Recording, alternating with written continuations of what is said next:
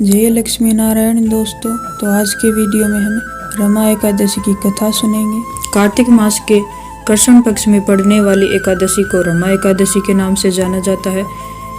इस साल 9 नवंबर को रमा एकादशी का व्रत रखा जाएगा। हिंदू धर्म में एकादशी व्रत का बहुत ही ज़्यादा महत्व होता है। एकादशी व्रत रखने से सभी तरह की मनोकामनाएं हैं वो पूर्ण हो जाती हैं। धार्मिक मान्यताओं के अनुसार रमा एकादशी का व्रत रखने वाले को अश्वमेध यज्ञ के बराबर पुण्य मिलता है। मान्यता है कि रमा एकादशी के दिन व्रत कथा सुनने या पढ़ने से श्री हरि सभी कष्टों से मुक्ति दिलाते हैं और सभी मनोकामनाएं पूर्ण होती हैं। तो आइए अब रमा एकादशी की पावन कथा सुनते हैं और कथा को पूरा सुनिएगा। कथा को अधूरा नहीं छोड़ा जाता है। तो चलिए शुरू करते हैं। एक पौराणिक कथा के अनुसार एक नगर में मुचुकुंद नामक के एक प्रतापी राजा थे। उनकी चंद्रभागा नाम की एक पुत्री थी। राजा ने अपनी बेटी का विवाह राजा चंद्रसेन के बेटे शोभन के साथ कर दिया। शोभन एक समय बिना खाए नहीं रह सकता था। शोभन एक बार कार्तिक मास के महीने में अपनी पत्नी के साथ ससुराल आया। तभी रमा एकादशी का व्रत पड़ा।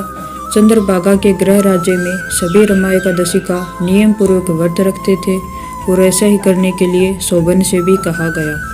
शोभन इस बात को लेकर परेशान हो गया कि वह एक पल भी भूखा नहीं रह सकता है, तो वह रमा एकादशी का व्रत कैसे करेगा। वह इसी परेशानी के साथ पत्नी के पास गया और उपाय बताने के लिए कहा। चंद्रभागा ने कहा कि अगर ऐसा है तो आपको राज्य के बाहर जाना पड़ेगा, क्योंकि राज्य में ऐसा कोई व्यक्ति नहीं है जो इस व्रत का नियम व पालन नहीं करता है।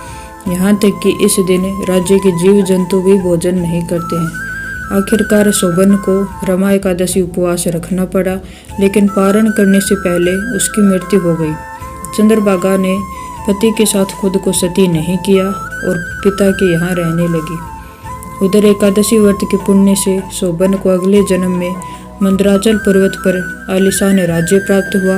एक बार मुचुकुंदपुर के ब्राह्मण तीर्थ यात्रा करते हुए शोभन के दिव्य नगर में पहुंचे। उन्होंने सिंहासन पर विराजमान शोभन को देखते ही पहचान लिया। ब्राह्मणों को देखकर शोभन सिंहासन से उठे और पूछा कि यह सब कैसे हुआ। तीर्थ यात्रा से लौटकर ब्राह्मणों ने चंद्रभागा को यह बात बताई। चंद्रभागा बहुत खुश हुई और पति के पास जाने के लिए व्याकुल हो उठी। वह वाम ऋषि के आश्रम पहुंची। चंद्रभागा मंदराचल पर्वत पर पति शोभन के पास पहुंची। अपने एकादशी व्रतों के पुण्य का फल शोभन को देते हुए उसके सिंहासन व राज्य को चिरकाल के लिए स्थिर कर दिया।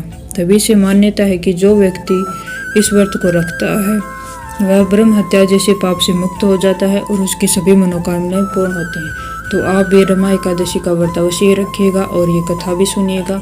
आपको हमारी कथा कैसी लगी? अगर अच्छी लगी हो तो वीडियो को लाइक कीजिएगा और चैनल को सब्सक्राइब कीजिएगा। राधे राधे।